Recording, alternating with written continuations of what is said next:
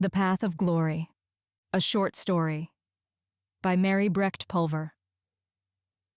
It was so poor a place, a bitten-off morsel at the beyond end of nowhere, that when a February gale came driving down out of a steel sky and shut up the little lane road and covered the house with snow, a passerby might have mistaken it all, peeping through its icy fleece, for just a huddle of the brown boulders so common to the country thereabouts. And even when there was no snow, it was as bad. Worse, almost, Luke thought.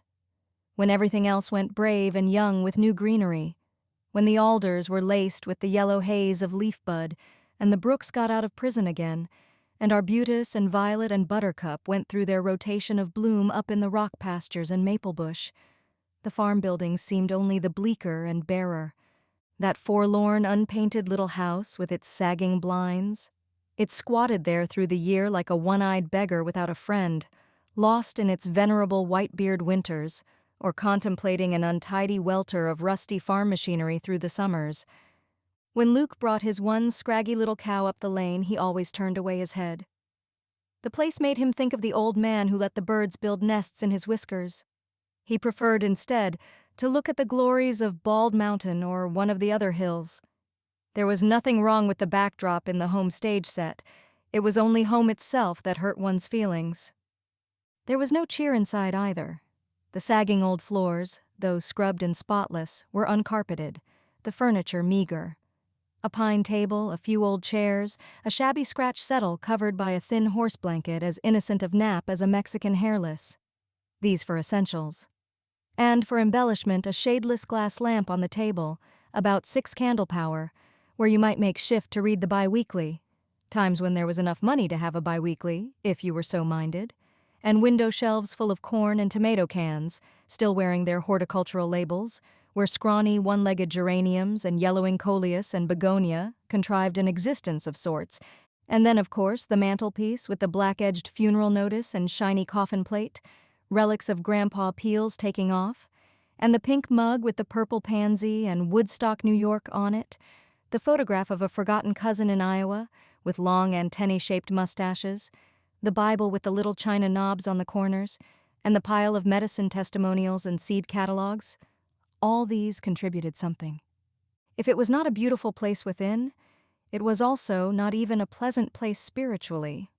What with the open door into his father's room, whence you could hear the thin frettings made by the man who had lain these 10 years with chronic rheumatism, and the untuneful whistlings of whittling Tom, the big brother, the shapely, supple giant whose mind had never grown since the fall from the barn-room when he was 8 years old, and the acrid complaints of the tall, gaunt mother stepping about getting their inadequate supper in her gray wrapper, with the ugly little blue shawl pinned round her shoulders.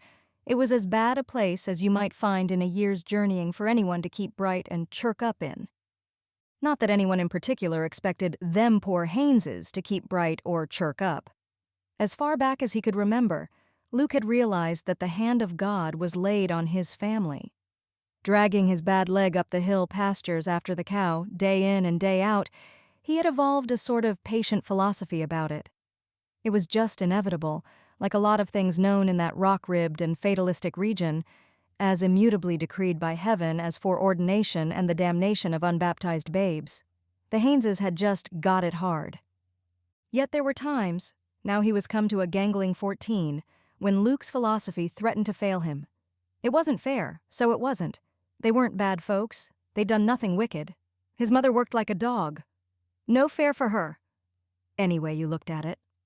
There were times when the boy drank in bitterly every detail of the miserable place he called home and knew the depths of an utter despair.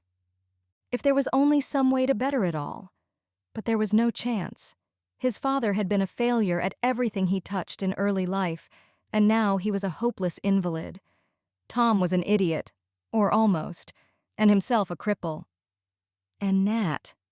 Well, Nat wain't willin'. Not that one should blame him. Times like these, a lump like a roc's egg would rise in the boy's throat. He had to spit, and spit hard to conquer it. "If we hain't the gosh awfulest lot," he would gulp. Today, as he came up the lane, June was in the land.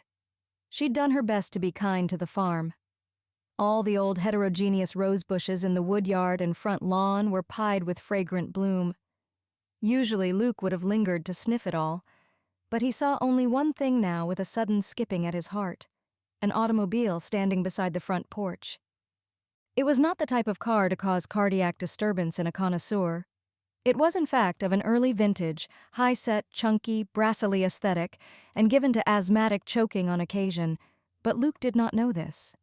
He knew only that it spelled luxury beyond all dreams.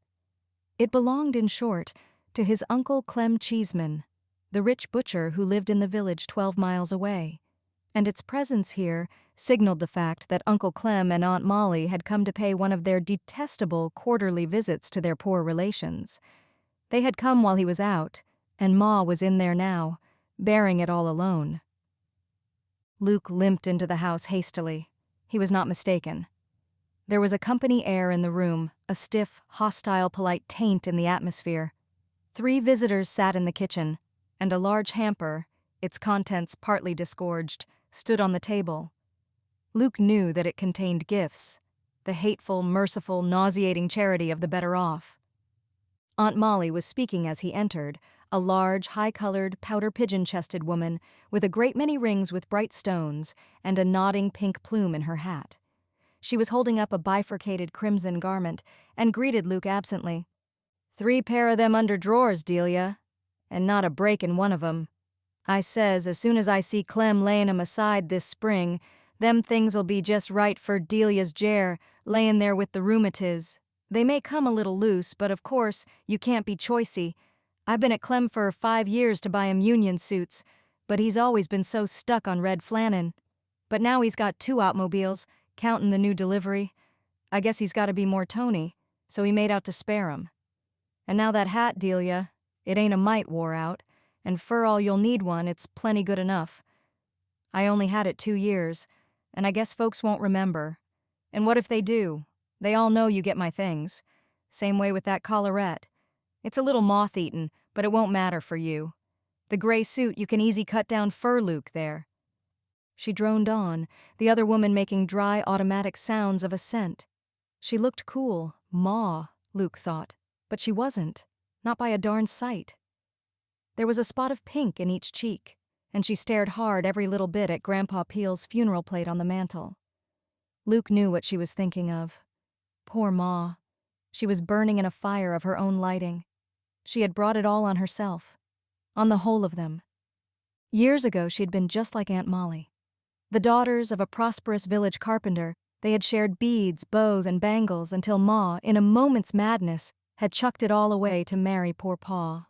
Now she had made her bed, she must lie in it, must sit and say, thank you, for Aunt Molly's leavings, precious scraps she dared not refuse.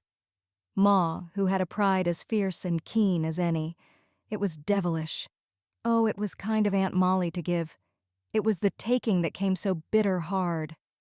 And then they weren't genteel about their giving. There was always that air of superiority, that conscious patronage as now, when Uncle Clem, breaking off his conversation with the invalid in the next room about the price of mutton on the hoof and the chances of the Democrats getting in again, stopped fiddling with his thick-plated watch chain and grinned across at Big Tom to fling his undeviating flower of wit. "Runnin' all to beef, hain't ye, Tom boy? Come on down to the market and we'll get some A1 sirloins out'n ye anyway. Do your folks that much good?" It was things like this that made Luke want to burn, poison, or shoot Uncle Clem. He was not a bad man, Uncle Clem, a thick, sandy chunk of a fellow, given to bright neckties and a jocosity that took no account of feelings. Shaped a little like a log, he was, back of his head and back of his neck, all of a width.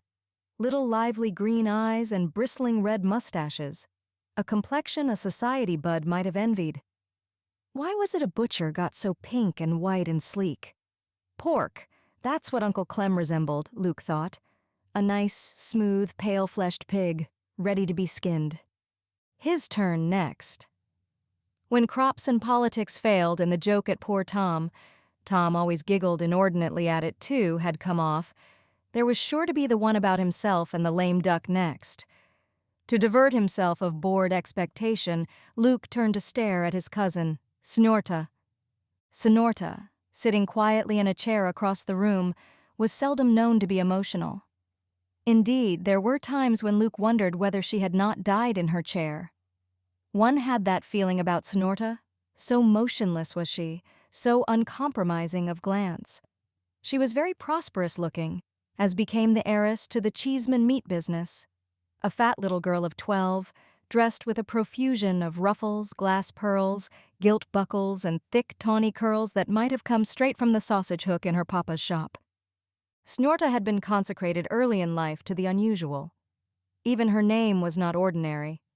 Her romantic mother, immersed in the prenatal period and the hair-lifting adventures of one Señorita Carmena, could think of no lovelier appellation when her darling came than the first portion of that slow-eyed and restless lady's title, which she conceived to be baptismal, and in due course she had conferred it, together with her own pronunciation, on her child. A bold man stopping in at Uncle Clem's market, as Luke knew, had once tried to pronounce and expound the cognomen in a very different fashion, but he had been hustled unceremoniously from the place, and Snorta remained in undisturbed possession of her honors. Now Luke was recalled from his contemplation by his uncle's voice again. A lull had fallen, and out of it broke the question Luke always dreaded. "Nat, now," said Uncle Clem, leaning forward, his thick fingers clutching his fat knees. "You ain't had any news of him since quite a while ago, have you?" The wit that was so preponderant a feature of Uncle Clem's nature bubbled to the surface. "Dunno, but he's landed in jail a spell back and can't get out again." The lively little eyes twinkled appreciatively. Nobody answered. It set Ma's mouth in a thin, hard line. You wouldn't get a rise out of old Ma with such tactics. Ma, who believed in Nat, soul and body. Into Luke's mind flashed suddenly a formless half-prayer. "Don't let 'em nag her now. Make 'em talk other things." The Lord, in the guise of Aunt Molly, answered him. For once, Nat and Nat's character and failings did not hold her. She drew a deep breath and voiced something that claimed her interest. "Well, Delia, I see you wasn't out at the Bisbee's funeral, though I don't suppose anyone really expected you, knowin' how things goes with you. Time was, when you was a girl, you counted in as big as any and traveled with the best, but now—" She paused delicately and coughed politely with an appreciative glance round the poor room. "They ain't anyone hereabouts but's talkin' about it. My land, it was swell. I couldn't ask no better for my own. 14 cabs and the hearse sent over from Rockville, all pale gray with mottled gray horses. It was what I call tasty. Mattie wasn't what you'd call well off, not as lucky as some I could mention, but she certainly went off grand. The whole Methodist choir was out with 3 numbers in broken time, and her cousin's brother-in-law from out west, some kind of bishop, to preach. Honest, it was one of the grandest sermons I ever heard, wasn't it, Clem?" Uncle Clem cleared his throat thoughtfully. "Humiliatin', that's what I'd call it. A strong moral sermon all round. A man couldn't hear it 'thout bein' humiliated more ways 'n one." He was back at the watch chain again. "It's a pity you couldn't have gone, Delia. You and Mattie always was so intimate, too. You certainly missed a grand treat, I can tell you. Though if you hadn't the right clothes—" "Well, I haven't," Ma spoke dryly. "I don't go nowheres, as you know, not even church." "I suppose not. Time was it was different, though, Delia. Ain't nobody but talks how bad off you are. Ann Chester said she seen you in town a while back and wouldn't have knowed it was you if it hadn't have been you was wearing my old brown cape, and she recognized it. Her and me got 'em both alike to the same store in Rockville. You was so changed, she said she couldn't hardly believe it was you at all." "Sometimes I wonder myself if it is," said Ma grimly. "Well, as I was saying, it was a grand funeral, none better. They even had engraved invites, over 100 printed, and they had folks from all over the state. They give Clem, here, the contract for the supper meat." "The best of everything," Uncle Clem broke in. "None of your cheap graft. Give me a free hand. Jim Bisbee told me himself. 'I want the best you got,' he says, and I give it. Spring lamb and prime ribs, fancy hotel style. And M. Carson baked the cakes for 'em, 16 of 'em. And Dickinson the undertaker's tellin' all over they got the best quality shroud he carries. Well, you'll find it all in the bi-weekly under Death's busy sickle. Jim Bisbee Shore set a store by Mattie once she was dead. It was a grand affair, Delia. Not but what we've had some good ones in our time, too. It was Aunt Molly's turn to stare pridefully at the peel plate on the chimney shelf. A thing like that sets a family up, sorta. Uncle Clem had taken out a fat black cigar with a red, white, and blue band. He bit off the end and alternately thrust it between his lips, or felt of its thickness with a fondling thumb and finger. Luke, watching, felt a sudden compassion for the cigar. It looked so harried. I always say, Aunt Molly droned on, a person shows up what he really is at the last, what him and his family stands for. It's what kind of a funeral you've got that counts, who comes out and all. And that was true with Mattie. There wasn't a soul worth naming that wasn't out to hers. How Aunt Molly could gouge, even amicably. And funerals. What a subject, even in a countryside where a funeral is a social event and the manner of its furniture marks a definite social status. Would they never go? But it seemed at last they would. Incredibly, somehow, they were taking their leave, Aunt Molly kissing Ma goodbye, with the usual remark about hoping the things would help some, and about being glad to spare something from my great plenty. She and Senorita were presently packed into the car, and Tom had gone out to goggle at Uncle Clem cranking up, the cold cigar still between his lips. Now they were off, choking and snorting their way out of the woodyard and down the lane. Aunt Molly's pink feather streamed into the breeze like a pennon of triumph. Ma was standing by the stove, a queer look in her eyes, so queer that Luke didn't speak at once. He limped over to finger the spilled treasures on the table. Gee, look at Ma, more of them prunes we liked so, and a bag of early peaches, and fresh soup meat for a week. A queer trembling had seized his mother. She was so white he was frightened. Did you sense what it meant, Luke? What Aunt Molly told us about Mattie Bisbee? We was left out deliberate, that's what it meant. Her and me that was raised together and went to school and picnics all our girlhood together. Never could see one 'thout the other when we was growing up. Jim Bisbee knew that too. But, her voice wavered miserably, I didn't get no invite to her funeral. I don't count no more, Lukey. None of us. Anywheres. We're just them poor God-forsaken Hayneses. She slipped down suddenly into a chair and covered her face, her thin shoulders shaking. Luke went and touched her awkwardly. Times he would have liked to put his arms round Ma, now more than ever. But he didn't dare. Don't take on, Ma, don't! Who's takin' on? She lifted a fierce, sallow, tear-wet face. Hain't no use making a fuss. All's left's to work and die after a while. I hate 'em. Uncle Clem and her, I mean. They mean kindness, their way. But her tears started afresh. I hate 'em! Luke's voice grew shriller. I'd like, oh damn 'em! Don't swear, boy. It was Tom who broke in on them. It's a letter from Rural Free Delivery. He just dropped it. He came up, grinning, with the missive. The mother's fingers closed on it nervously. From Nat, maybe. He ain't wrote in months. But it wasn't from Nat. It was a bill for a last payment on the new harrow, bought 3 years before. 2. One of the earliest memories Luke could recall was the big blurred impression of Nat's face bending over his crib of an evening.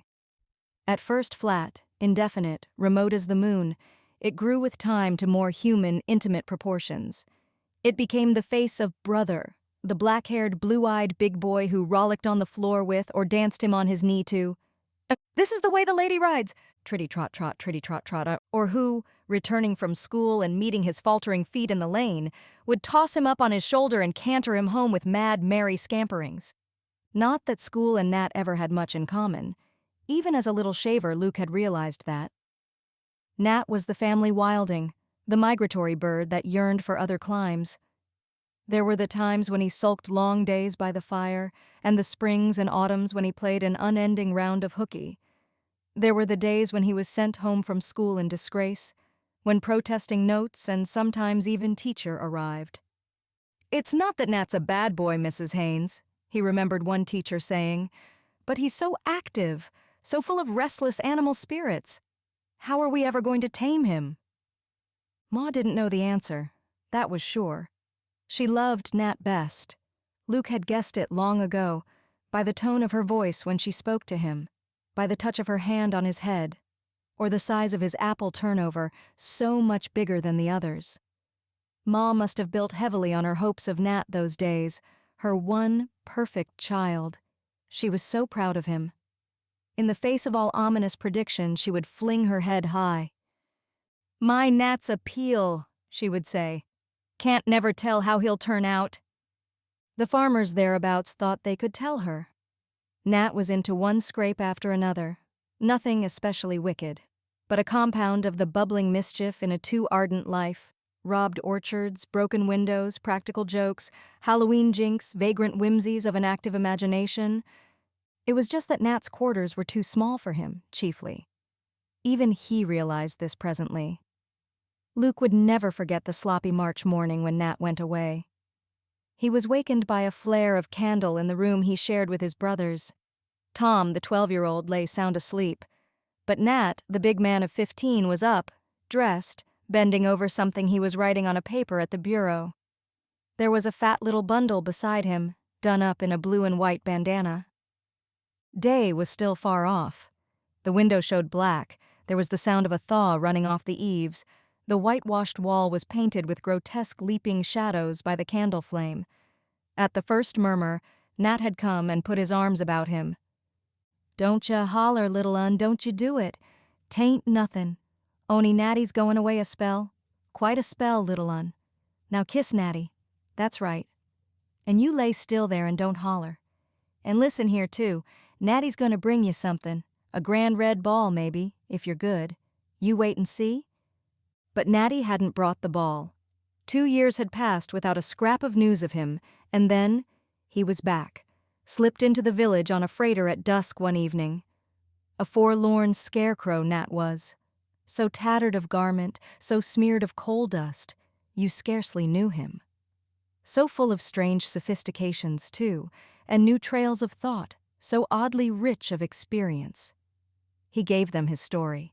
The tale of an exigent life in a great city, a piecework life made of such flotsam labors as he could pick up, of spells of loafing, of odd, incredible associates, of months tagging a circus, picking up a task here and there, of long journeyings through the country, riding the bumpers, even of alms asked at back doors.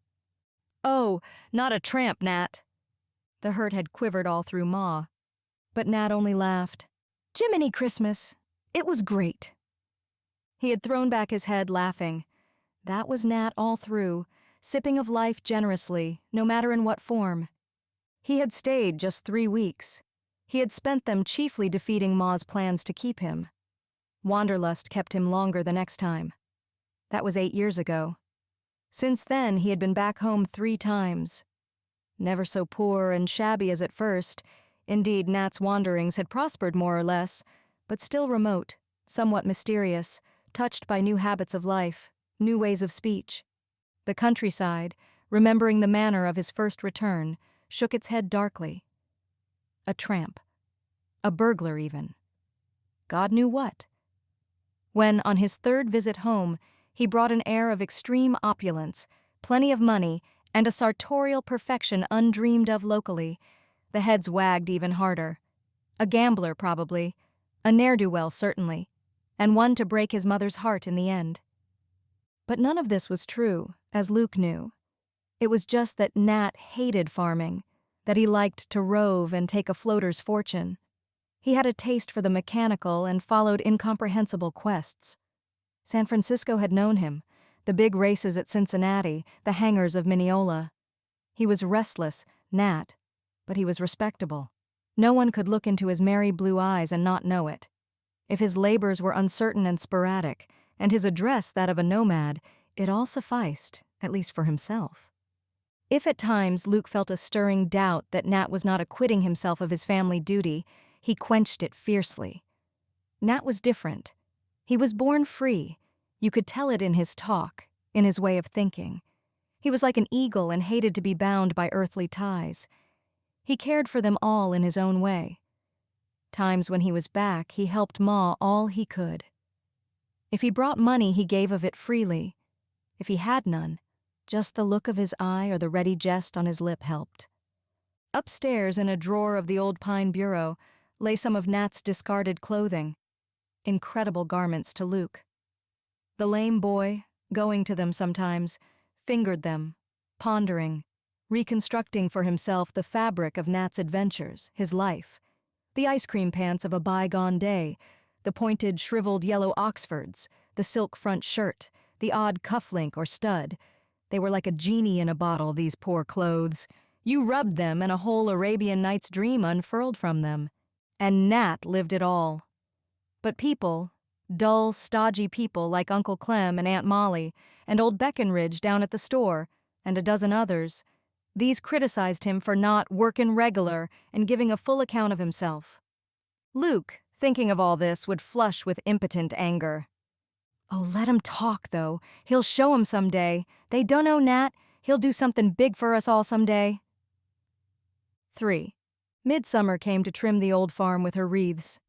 It was the time Luke loved best of all, the long, sweet, loam-scented evenings with Ma and Tom on the old porch, and sometimes, when there was no fog, Pa's cot, wheeled out in the stillness. But Ma was not herself this summer. Something had fretted and eaten into her heart like an acid ever since Aunt Molly's visit and the news of Mattie Bisbee's funeral. When, one by one, the early summer festivities of the neighborhood had slipped by, with no inclusion of the Hayneses, she had fallen to brooding deeply, to feeling more bitterly than ever the ignominy and wretchedness of their position. Luke tried to comfort her, to point out that this summer was like any other, that they never had mattered much to folks.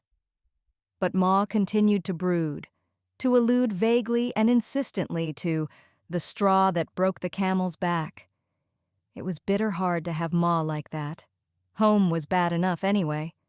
Sometimes on clear, soft nights, when the moon came out all splendid and the peepers sang so plaintively in the hollow, the boy's heart would fill and grow enormous in his chest with the intolerable sadness he felt. Then Ma's mood lifted, pierced by a ray of heavenly sunlight, for Nat came home. Luke saw him first, heard him rather, for Nat came up the lane, oh, miraculous, driving a motor car. It was not a car like Uncle Clem's, not even a stepbrother to it. It was low and almost noiseless, and shaped like one of those queer torpedoes they were fighting with across the water. It was colored a soft dust gray and trimmed with nickel, and, huge and powerful though it was, it swung to a mere touch of Nat's hand. Nat stood before them, clad in black leather Norfolk and visored cap and leggings. "Look like a fancy brand of chauffeur, don't I?" he laughed, with the easy resumption of a long broken relation that was so characteristically Nat. But Nat was not a chauffeur. Something much bigger and grander. The news he brought them on top of it all took their breaths away. Nat was a special demonstrator, out on a brand-new high-class job for a house handling a special line of high-priced goods. And he was to go to Europe in another week. Did they get it straight? Europe. Jiminy. He and another fellow were taking cars over to France and England. No, they didn't quite get it. They could not grasp its significance, but clung humbly instead to the mere glorious fact of his presence. He stayed 2 days and a night, and summer was never lovelier. Ma was like a girl, and there was such a killing of pullets and extravagance with new-laid eggs as they had never known before. At the last he gave them all presents. "Tell the truth?" he laughed. "I'm stony broke. 'Tisn't mine, all this stuff you see. I got some kale in advance, not much, but enough to swing me. But of course, the outfit's the company's. But I'll tell you one thing. I'm going to bring some long green home with me, you can bet. And when I do," Nat had given Ma a prodigious nudge in the ribs, "when I do, I ain't going to stay an old bachelor forever. Do you get that?" Ma's smile had faded for a moment. But the presents were fine. A new knife for Tom, a book for Luke, and 20 whole round dollars for Ma, enough to pay that old grocery bill down at Beckenridge's and Pa's new invoice of patent medicine. They all stood on the porch and watched him as far they could see, and Ma's black mood didn't return for a whole week. Evenings now they had something different to talk about.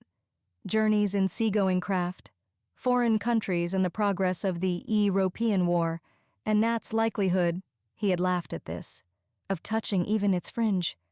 They worked it all up from the boilerplate war news in the bi-weekly and Luke's school geography. Yes, for a little space the blackness was lifted. Then came the August morning when Pa died. This was an unexpected and unsettling contingency. One doesn't look for a chronics doing anything so unscheduled and foreign to routine. But Pa spoiled all precedent. They found him that morning with his heart quite still, and Luke knew they stood in the presence of imminent tragedy. It's all very well to peck along, hand-to-mouth fashion. You can manage a living of sorts, and farm produce, even scanty, unskillfully contrived, and the charity of relatives and the patience of tradesmen will see you through. But a funeral, that's different. Undertaker, that means money. Was it possible that the sordid epic of their lives must be capped by the crowning insult, the poor master and the pauper's field? If only poor Pa could have waited a little before he claimed the spotlight, until prices fell a little or Nat got back with that long green. Ma swallowed her bitter pill. She went to see Uncle Clem and ask, and Uncle Clem was kind. He'll buy a casket. He's willin' for that, and send a wreath and pay for notices, and even half on a buryin' lot. But he said he couldn't do no more. The high cost has hit him too. And where are we to get the rest? He said, at the last, it might be better all round for us to take what Alec Flick would gimme out in the poor fund. Ma hadn't been able to go on for a spell. A pauper's burial for Pa. Surely Ma would manage better than that. She tried to find a better way that very night.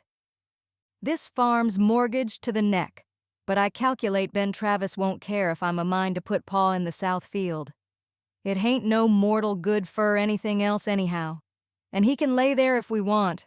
It's a real pleasant place, and I can get the preacher myself.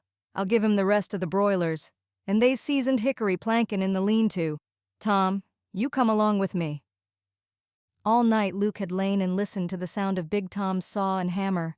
Tom was real handy if you told him how, and Ma would be showing him just how to shape it all out. Each hammer blow struck deep on the boy's heart. Ma lined the homemade box herself with soft old quilts and washed and dressed her dead herself in his faded, outlawed wedding clothes. And on a morning soft and sweet, with a hint of rain in the air, they rode down in the farm wagon to the south field together, Pa and Ma and Luke, with Big Tom walking beside the aged knobby horse's head. Abel Gazam, a neighbor, had seen to the grave, and in due course the little cavalcade reached the appointed spot inside the snake fence, a quiet place in a corner, under a graybeard elm. As Ma had said, it was a pleasant place for Pa to lay in. There were some old neighbors out in their own rigs, and Uncle Clem had brought his family up in his car with a proper wreath, and Reverend Kearns came up and, declining all lien on the broilers, read the burial service and spoke a little about poor Pa. But it wasn't a funeral, no how. No supper, no condolence, no viewing the remains, not even a handshake. Ma didn't even look at her old friends riding back home between Tom and Luke, with her head fiercely high in the air. A dull depression settled on Luke's heart. It was all up with the Hayneses now. They had saved Pa from charity with their homemade burial, but what had it availed? They might as well have gone the whole figure. Everybody knew. There wasn't any comeback for a thing like this. They were just nobodies, the social pariahs of the district. 4. Somehow, after the fashion of other years, they got their meager crops in, turnips, potatoes, and Hubbard squashes put up in the vegetable cellar, oats cradled, corn husked, the buckwheat ready for the mill, even Tom's crooked furrows for the spring sowings made. Somehow, Ma helping like a man, and Tom obeying like a docile child, they took toll of their summer. And suddenly September was at their heels, and then the equinox. It seemed to Luke that it had never rained so much before. Brown vapor rose eternally from the valley flats. The hilltops lay lost entirely in clotted murk. By periods, hard rains, like showers of steel darts, beat on the soaking earth. Gypsy gales of wind went ricocheting among the farm buildings, setting the shingles to snapping and singing. The windows moaned and rattled, the sourest weather the boy could remember. And on the worst day of all, they got the news. Out of the mailbox in the lane, Luke got it, going down under an old rubber cape in a steady, blinding pour. It got all damp, the letter, foreign postmark, stamp, and all, by the time he put it into Ma's hand. It was a double letter, or so one judged first opening it. There was another inside, complete, sealed, and addressed in Nat's hand. But one must read the paper enclosed with it first. That was obvious. It was just a strip, queer, official-looking, with a few lines typed upon it and a black heading that sprang out at one strangely. They read it together, or tried to. At first they got no sense from it. Paris, from clear off in France. And then the words below, and Ma's name at the top, just like the address on the newspaper. Mrs. Jer Haynes, Stony Brook, New York. It was for Ma, all right. Then quite suddenly the words came clear through the blur. Mrs. Jer Haynes, Stony Brook, New York. Dear Madam, we regret to inform you that the official communiqué for September 6th contains the tidings that the writer of the enclosed letter, Nathaniel Haynes, of Stony Brook, New York, USA, was killed while on duty as an ambulance driver in the sector of Verdun and has been buried in that region. Further details will follow. The American ambulance, Paris. Even when she realized Ma never cried out. She sat wetting her lips oddly, looking at the words that had come like evil birds across the wide spaces of earth. It was Luke who remembered the other letter. My dear kind folks, father, mother, and brothers, I guess I dare call you that when I get far enough away from you. Perhaps you won't mind when I tell you my news. Well, we came over from England last Thursday and struck into our contract here. Things was going pretty good, but you might guess yours truly couldn't stand the dead end of things. I bet Ma's guessed already. Well, sir, it's that roving streak in me, I guess. Never could stick to nothing steady. It got me bad when I got here anyhow. To cut it short, I throwed up my job with the firm yesterday and have volunteered as an ambulance driver. Nothing but glory, but I'm going to like it fine. They're short-handed anyhow, and a fellow likes to help what he can. Wish I could send a little money, but it took all I had to outfit me. Had to cough up $8 for a suit of underclothes. What do you know about that? You can write me in care of the ambulance, Paris. Now, Ma, don't worry. I'm not going to fight. I did try to get into the Foreign Legion, but had no chance. I'm all right. Think of me as a nice little Red Cross boy and the wise Willie on the gas wagon. And won't I have the hot stuff to make old Luke's eyes pop out? Hope Pa's legs are better, and Ma have a kiss on me. Maybe you folks think I don't appreciate you. If I was any good at writing, I'd tell you different. Your son and brother, Nat Haynes. The worst of it all was about Ma's not crying, just sitting there staring at the fire, or where the fire had been when the wood had died out of neglect. It's not in reason that a woman shouldn't cry, Luke felt. He tried some words of comfort. He's safe anyhow, Ma. 'Member that? That's a whole lot too. Didn't always know that, times he was rollin' round so over here. You worried a whole lot about him, you know. But Ma didn't answer. She seldom spoke at all, moved about as little as possible. When she had put out food for him and Tom, she always went back to her corner and stared into the fire. Luke had to bring a plate to her and coax her to eat. Even the day Uncle Clem and Aunt Molly came up, she did not notice them. Only once she spoke of Nat to Luke. You loved him the most, didn't you, Ma? He asked timidly one dreary evening. She answered in a sort of dull surprise.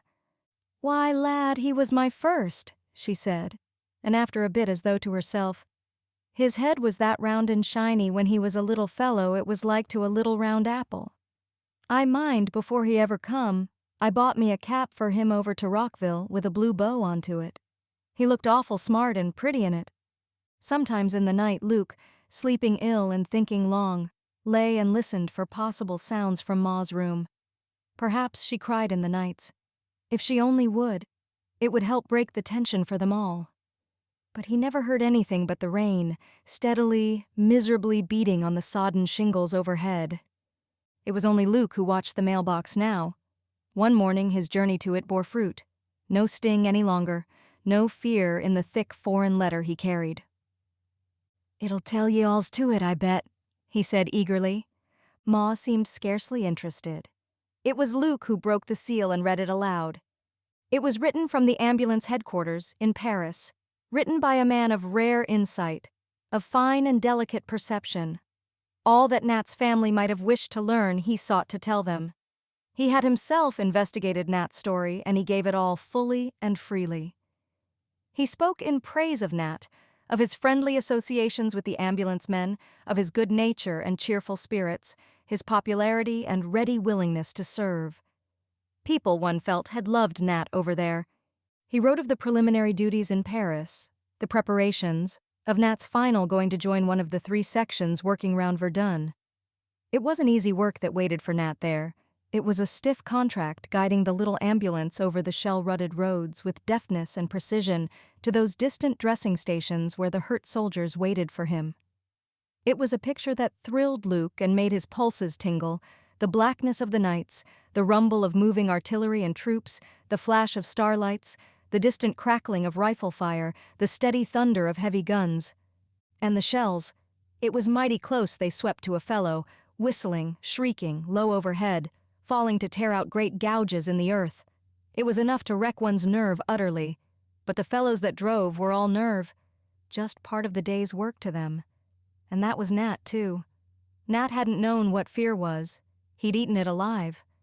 The adventurer in him had gone out to meet it joyously. Nat was only on his 3rd trip when tragedy had come to him. He and a companion were seeking a dressing station in the cellar of a little ruined house in an obscure French village when a shell had burst right at their feet, so to speak. That was all. Simple as that. Nat was dead instantly, and his companion, oh, Nat was really the lucky one. Luke had to stop for a little time. One couldn't go on at once before a thing like that. When he did, it was to leave behind the darkness, the shell-torn houses, the bruised earth, the racked and mutilated humans. Reading on, it was like emerging from Hades into a great peace.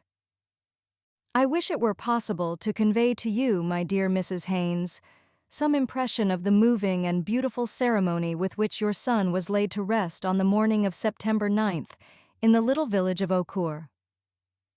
Imagine a warm, sunny, late summer day and a village street sloping up a hillside, filled with soldiers in faded, dusty blue and American ambulance drivers in khaki.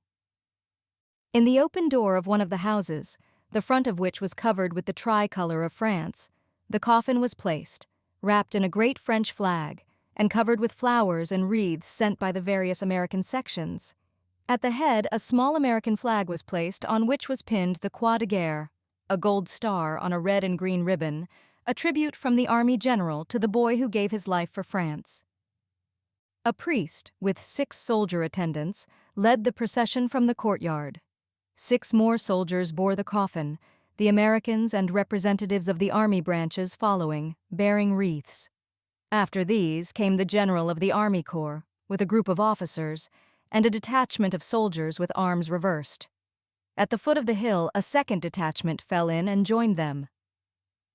The scene was unforgettable, beautiful, and impressive. In the little church, a choir of soldiers sang and a soldier priest played the organ, while the chaplain of the Army Division held the burial service. The chaplain's sermon I have asked to have reproduced and sent to you, together with other effects of your son's. The chaplain spoke most beautifully and at length, telling very tenderly what it meant to the French people that an American should give his life while trying to help them in the hour of their extremity. The name of this chaplain is Henri Deligny, aumônier militaire, ambulance 16, 27, sector 112, and he was assisted by the permanent cure of the little church, Abbé Blondel, who wishes me to assure you that he will guard most reverently your son's grave and be there to receive you when the day may come that you shall wish to visit it. After leaving the church, the procession marched to the military cemetery, where your son's body was laid beside the hundreds of others who have died for France. Both the lieutenant and general here paid tributes of appreciation, which I will have sent to you. The general, various officers of the army, and ambulance assisted in the last rites. I have brought back, and will send you the Croix de Guerre. Oh, but you couldn't read any further, for the great lump of pride in your throat, the thick mist of tears in your eyes. A sob escaped the boy. He looked over at Ma and saw the miraculous. Ma was awake at last and crying. A new-fledged pulsating Ma emerged from the brown chrysalis of her sorrows. "Oh, Ma, our Nat, all that funeral. Some funeral, Ma." The boy choked. "My Nat," Ma was saying, "buried like a king of France." She clasped her hands tightly. It was like some beautiful fantasy. A Haynes, the despised and rejected of earth, borne to his last home with such pomp and ceremony. "There never was nothin' like it heard of round here, Ma. If folks could only know—" She lifted her head as at a challenge. "Why, they're going to know, Luke, for I'm going to tell 'em. Folks that have talked behind Nat's back, folks that have pitied us when they see this, like a king of France," she repeated softly. "I'm going down to town today, Luke." 5. It was dusk when Ma came back, dusk of a clear day, with a rosy sunset off behind the hills. Luke opened the door for her, and he saw that she had brought some of the sun along in with her. Its colors in her worn face, its peace in her eyes. She was the same, yet somehow new. Even the tilt of her crazy old bonnet could not detract from a strange new dignity that clothed her. She did not speak at once, going over to warm her gloveless hands at the stove and staring up at the Grandpa Peel plate. Then, "When it comes, my Nat's medal, it's going to set right up here 'stead of this old thing, and the letters and the sermons in my shell box I got on my weddin' trip. Lawyer Ritchie told me today what it means, the name of that medal, Cross o' War. It's a decoration for soldiers and earned by bravery." She paused, then broke out suddenly. "I been a fool settin' here grievin'. My Nat was a hero and I never knew it. A hero's folks had not to cry. It's a thing too big for that. Come here, you little Luke. Ma hain't been real good to you and Tommy lately. You're gettin' all white and peaked. Too much frettin' about Nat. You and me's gotta stop it, I tell you. Folks round here ain't going to let us fret." "Folks, Ma," the words burst from the boy's heart. "Did they find out? You showed it to 'em? Uncle Clem?" Ma sniffed. "Clem. Oh, he was real took aback. But he don't count in on this, not big enough." Then triumph hastened her story. "It's the big ones that's mixin' into this, Lukey. Seems like they'd heard somethin' a spell back in one of the county papers and we didn't know. Anyhow, when I first got into town, I met Judge Gear. He had me right into his office in Masonic Hall for I could get my breath almost. Had me settin' in his private room and sent his stenographer out for a cup of coffee fer me. He had me give him the letter to read and ask dare he make some copies. The stenographer took 'em like lightnin', right there. The judge had a hard time of it, coughin' and blowin' over that letter. He's going to send some copies to the New York papers right off. He took me across the hall and introduced me to Lawyer Ritchie. Lawyer Ritchie, he read the letter too. A hero. They called Nat, and me a hero's mother. "We ain't going to forget this, Miss Haynes," Lawyer Ritchie said. "This here whole town's proud of your Nat. My land. I couldn't sense it all. Me, Delia Haynes, gettin' her hand wrung, count of anything Nat'd been doin' by the big bugs round town. Judge Gear, he fetched 'em all out of their offices. Slade, the supervisor, and Fuller Brothers, and old Sumner Pratt and all. And Ben Watson asked could he have a copy to put in the bi-weekly.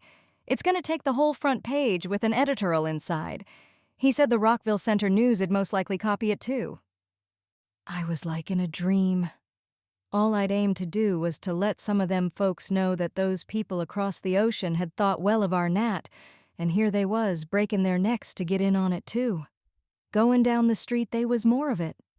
Lou Schiffer run right out of the hardware store and left the nails he was weighing to shake hands with me, and Jem Brand came, and Landlord Peters come out of the Valley House and spoke to me. I felt awful public, and Jim Beckenridge come out of the Emporium to shake too. "I ain't seen you down in town for quite a spell," he says. "How are you all up there to the farm? Want to say I'm real proud of Nat, a boy from round here?" He says, "Old Beckenridge, that was always wantin' to arrest Nat for taking his chestnuts or foolin' down in the store." I just let 'em drift, seein' they had it all fixed fer me. All along the street they come and spoke to me. Mame Parmlee, that ain't been able to see me for 3 years. Left off sweepin' her porch and come down and shook my hand and cried about it, And that stylish Miss Willoughby, that's president of the Civil Club, followed me all over the square and asked dare she read a copy of the letter and tell about Nat to the schoolhouse next Wednesday. It seems Judge Gear had gone out and spread it broadcast that I was in town, for they followed me everywhere. Next thing, I run into Reverend Kearns and Reverend Higby, huntin' me hard. They both had one ID. We wanted to have a memorial service to the churches 'bout Nat, they says. Then it come over us that it was the town's affair, really. So, Miss Haynes, they says, we want you should share this thing with us. You mustn't be selfish. You gotta give us a little part in it, too. Are you willin'? It knocked me dumb. Me givin' anybody anything. Well, to finish, they's to be a big public service in the town hall on Friday. They'll have it all flags. French ones and ourn, too.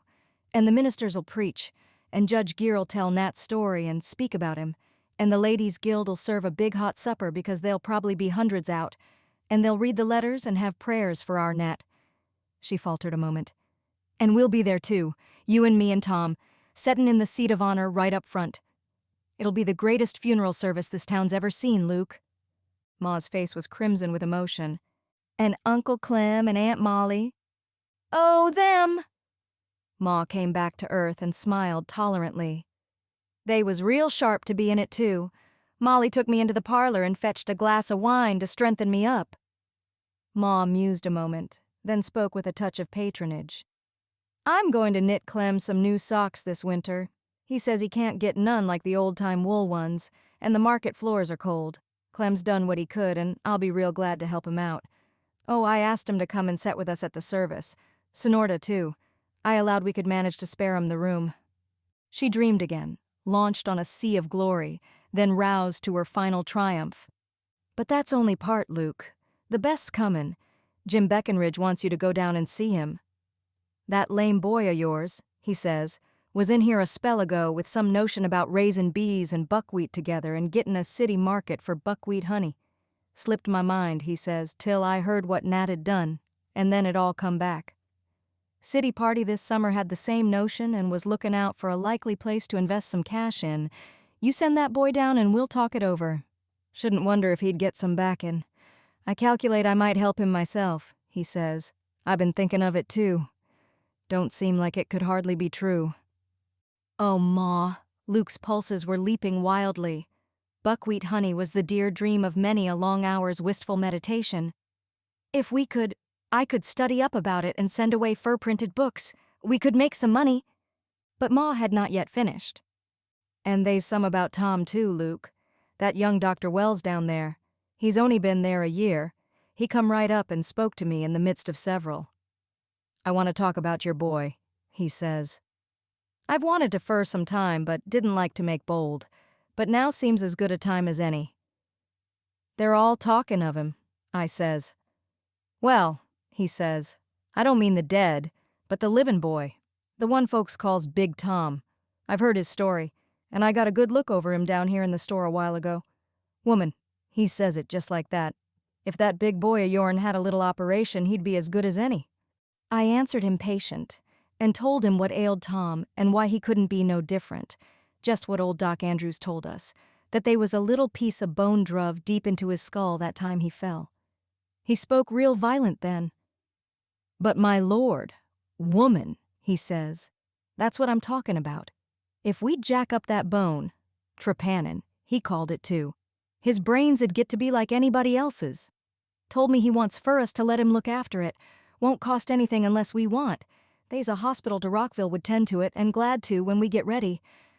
My poor Tommy. Don't seem's if it could be true. Her face softened, and she broke up suddenly. I got good boys all round, she wept. I always said it, and now folks know. Luke lay on the old settle, thinking.